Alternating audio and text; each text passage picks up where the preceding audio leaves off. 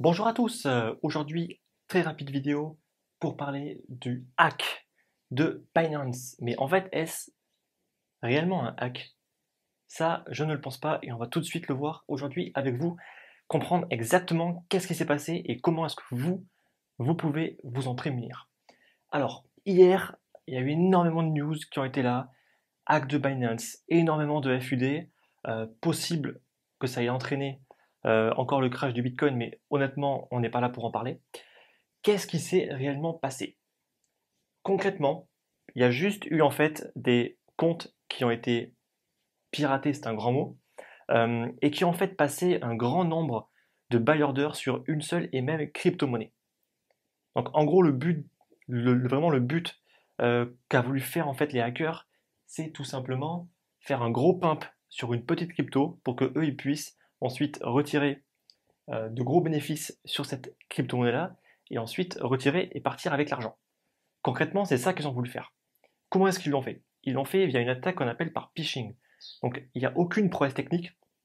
D'accord? N'importe qui est quasiment capable de créer une superbe attaque par phishing. D'accord? Il n'y a rien de compliqué et je vais un petit peu expliquer comment est-ce qu'ils le font.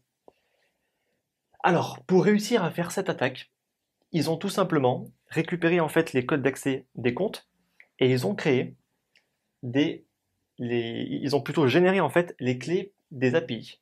Donc, qu'est-ce que c'est qu'une API? En fait, une API, c'est une interface de programmation qui va tout simplement permettre à, par exemple, moi, de passer, par exemple, des ordres d'achat ou des ordres de vente sans avoir à me connecter directement sur le site de Binance. Donc, par exemple, moi, je vais me construire un petit logiciel sur mon ordinateur qui va en fait pouvoir communiquer avec le site de Binance. Donc là, on va avoir le site de Binance. Et moi, en fait, je pourrais communiquer via leur API. Donc ça, on va dire qu'une API, ça sert à ça. Ça sert tout simplement à faire que eux, ils ont leur application, mais leur application, on peut communiquer avec via ce qu'on appelle une API. Une API, on va dire, c'est assez restreint. On peut uniquement faire certains types d'actions, comme là en l'occurrence, regarder combien j'ai, par exemple, de coins sur Binance et passer des ordres de vente ou d'achat. C'est même possible, je crois, de retirer de l'argent via une API. Si on l'active, bien évidemment. Et en fait, le principe d'une API, c'est que c'est un point, on va dire, de failure, c'est un point of failure. Donc on va dire que c'est assez dangereux et il faut vraiment en fait le sécuriser. C'est comme un mot de passe, d'accord? C'est autant, et c'est même pire qu'un mot de passe parce que en gros, juste avec votre clé, on peut directement passer des ordres, voire même retirer de l'argent. Donc c'est vraiment à sécuriser. Et c'est pour ça en fait qu'on peut choisir exactement qu'est-ce qu'on veut activer sur une API. Est-ce qu'on veut uniquement faire de la lecture? Donc ça veut dire, est-ce que je peux uniquement voir par exemple le cours qu'il y a sur Binance et combien j'ai de tokens sur Binance?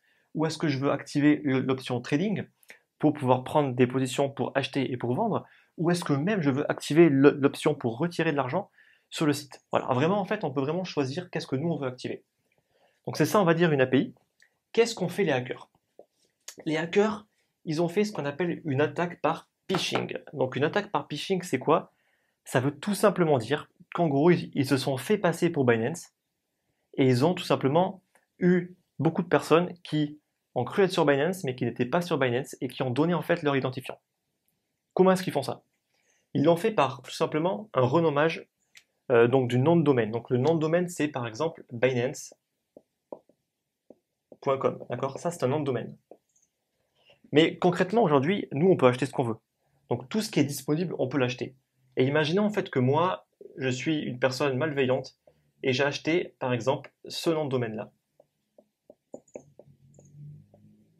Binance.com, mais Binance avec deux N. D'accord? Donc moi, je achète ce nom de domaine et je fais un clone du site Binance. Un clone, n'importe qui peut le faire. Honnêtement, c'est un CTRL-C, CTRL-V. D'accord? C'est quasiment rien de plus. Donc je fais un clone du site Binance. Donc maintenant, j'ai un site qui est identique à Binance, avec un nom qui est quasiment identique. Maintenant, la seule chose qui me manque, c'est du trafic. Il faut que j'arrive à ramener des gens vers ce site pour qu'ils se fassent avoir, qu'ils pensent être sur Binance et qu'ils donnent leur identifiant. Et pour faire ça, il y a plusieurs méthodes. Soit il va y avoir donc des bots qui vont créer en fait plein de commentaires sur les réseaux sociaux en mettant Binance, le lien en fait de Binance vous pensez aller sur Binance, au final, vous n'allez pas vraiment sur Binance, mais sur un faux site. Ou alors, Google. Oui, oui, Google. Malheureusement, Google, c'est une en fait des choses que je déteste le plus avec eux, c'est que concrètement, n'importe qui peut faire une pub Google, peut avoir son lien quasiment en première position si on tape Binance, parce que en fait, il y a quand même très peu de concurrence si on tape juste Binance. Et en fait, un site qui cherche à faire du phishing, il va mettre, on va dire, les fonds. Peut-être pendant une semaine, ils vont bombarder un masse de pubs pour être en première position. Donc, si on fait une recherche sur Google, comme beaucoup le font, pour aller sur Binance, on tape en fait dans la barre de recherche. Et qu'est-ce qu'ils vont faire? Ils vont se faire avoir et ils vont aller en fait sur la première, sur le premier lien qui est un lien en fait de publicité, qui va en fait vous rediriger sur le site, le faux site de Binance. Donc, ce qui m'énerve avec Google un petit peu, c'est qu'en gros, ils vérifient que dalle.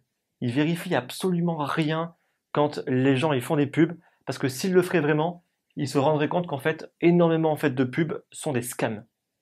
Mais ça, ils ne le font pas. Et je pense qu'ils font exprès. Hein. Ils font exprès. Ils laissent traîner une semaine, 2 semaines, après ils les enlèvent. Mais j'ai envie de dire que le mal a déjà été fait. Bref. Donc, via ces deux techniques-là, ils vont ramener en fait plein de trafic sur leur faux site. Et ensuite, ce qu'ils ont fait, c'est qu'ils ont collecté donc les identifiants.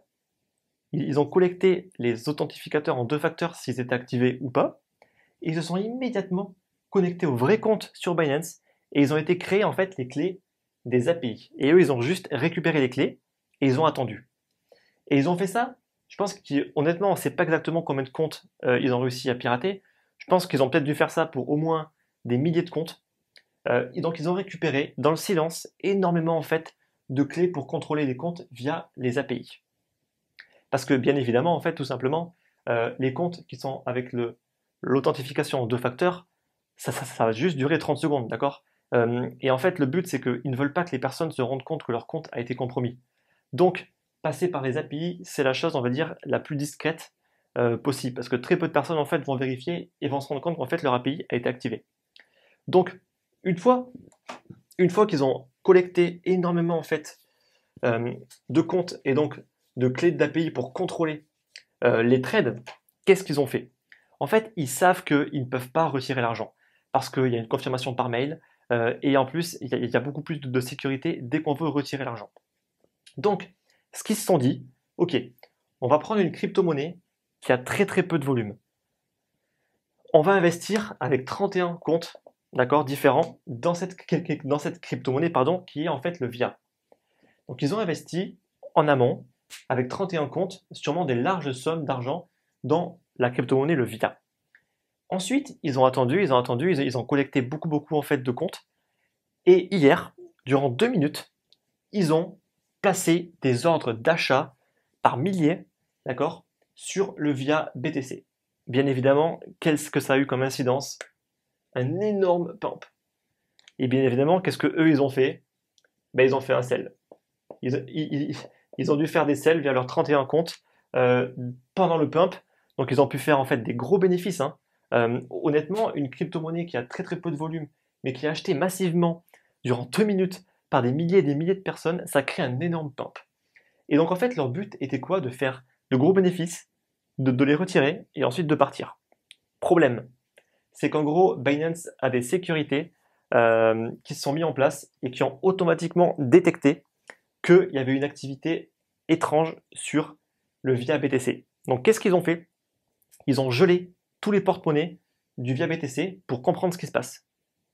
Donc, première chose, les hackers, en fait, absolument rien récupéré et ils ont même perdu tous les VIA qu'ils avaient achetés en pensant pouvoir les revendre. Et deuxièmement, aucun compte, en fait, n'a réellement été hacké et n'a réellement perdu de l'argent.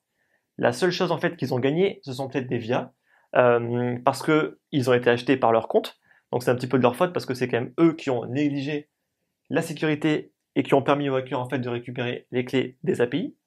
Mais en gros, en aucun cas, il y a eu de l'argent qui a été perdu. Et en aucun cas, les hackers ont gagné de l'argent. Au contraire, ils en ont même perdu. Parce qu'ils ont dû investir pour acheter en premier lieu des VIA. Et ces VIA, ils ont été gelés. Et les comptes ont bien évidemment été identifiés. Il y en a 31. Donc autant vous dire en fait que pour moi, c'est même une victoire pour Binance qui a juste prouvé d'une part que ils avaient des protocoles de sécurité qui prouvent en fait simplement que c'est pas le Far West. D'accord? On peut pas juste faire des gros pumps sans qu'il y ait aucune sécurité qui se met en place. Et ils ont prouvé qu'en fait, ils ont même déjoué l'attaque des hackers et ils ont même tout simplement, j'ai envie de dire pas ruiné, mais pris de l'argent aux hackers. Donc, à aucun moment, en fait, j'ai envie de dire que Binance n'a été véritablement hacké. Leur infrastructure n'a pas du tout été compromise. D'accord? Ils ont juste utilisé les clés des API pour faire un gros pump et pour que les hackers puissent sortir. Manque de bol, ça n'a pas marché. Pourquoi est-ce qu'ils font ça? Parce qu'aujourd'hui, en fait, c'est quasiment impossible de pirater un compte et de retirer de l'argent. Parce qu'il y a beaucoup trop en fait de sécurité en place. Il y a une vérification par mail. À chaque fois, il faut avoir l'authentification en 2 facteurs qui est activée pour retirer de l'argent. C'est même obligatoire, il me semble, sur Binance. En fait, maintenant, les hackers cherchent d'autres solutions. Et donc, ils ont eu cette idée, qui est plutôt ingénieuse. Malheureusement, je pense que Binance y avait déjà pensé, y avait déjà mis en fait des sécurités en place pour justement mettre des contre-mesures si jamais ça arrivait. Aujourd'hui, on a pu voir que leurs contre-mesures sont efficaces. Donc, résultat des comptes, Binance a prouvé que pour l'instant, ils n'ont toujours pas été piratés et qu'ils ont en fait des protocoles de sécurité en place pour justement nous protéger. Donc, qu'est-ce qui se passe? Pourquoi tout le monde est en train de crier encore une fois hack de Binance, hack de Binance? Il n'y a pas eu de hack, d'accord? Il y a eu à aucun moment leur protocole et leur infrastructure n'ont été compromises, d'accord? Ça revient à dire que ma carte bancaire a été piratée, donc la banque a été piratée. C'est complètement faux. C'est pas parce qu'une carte bancaire est piratée que la banque est piratée. Je pense qu'il y a un énorme gap, il y a un énorme écart entre pirater une banque et pirater une carte bancaire. Il y a un énorme gap entre pirater un site comme Binance et pirater juste une API, et c'est même pas un piratage, c'est-à-dire qu'en gros, ils ont juste récupéré des comptes. D'accord? Honnêtement, il faut quelques, quelques connaissances en informatique pour lancer une attaque par phishing et faire ce qu'ils ont fait. Alors après, l'ingéniosité a été d'attendre, de vouloir faire un pump, etc. Mais concrètement, faut pas être un savant, d'accord, pour faire une attaque de ce type-là, d'accord? Donc il n'y a rien de sophistiqué, il n'y avait pas des failles zero day qui ont été trouvées ou des choses comme ça, non, non. Il n'y a aucune faille qui a été exploitée, rien du tout, juste une simple attaque par phishing comme il en existe des centaines et voire des milliers tous les jours, voire tous les ans. Voilà, j'espère que cette vidéo est claire, c'était vraiment pour vraiment vous expliquer qu'est-ce qui s'était passé et qu'en gros, ça ne doit absolument pas vous inquiéter et vous ne devrez absolument pas avoir peur de utiliser Binance. Je pense que c'était important pour moi en fait de faire cette vidéo vu que j'ai quand même un lien de Binance dans ma description. Par contre, s'il y aurait véritablement eu un hack, je l'aurais aussi annoncé et j'aurais aussi peut-être recommandé que je m'étais trompé, que Binance n'est peut-être pas si sûr que ça, mais pour l'instant, je ne me suis pas trompé et pour l'instant, Binance prouve qu'il est extrêmement sûr. Voilà, si vous voulez vous protéger, une seule solution, mettez Binance en favori. Et vous ne cliquez sur aucun lien, vous utilisez uniquement votre favori. Ça va être la meilleure méthode et la plus simple pour ne pas se faire avoir. Alors après, on peut encore se faire hacker. Si votre réseau local n'est pas sécurisé, etc. Bon, je ne passerai pas dans les détails. Si vous voulez avoir plus d'informations sur comment vous protéger encore plus, recherchez un VPN, Virtual Private Network. Recherchez comment on sécurise un réseau Wi-Fi local et essayez un petit peu de comprendre qu'est-ce qu'une attaque par phishing, d'accord? Voilà. Moi, je ne rentrerai pas plus dans les détails. Je vous dis à très bientôt, de toute façon, dans une prochaine analyse qui justement portera sur qui? Sur Binance. À très bientôt.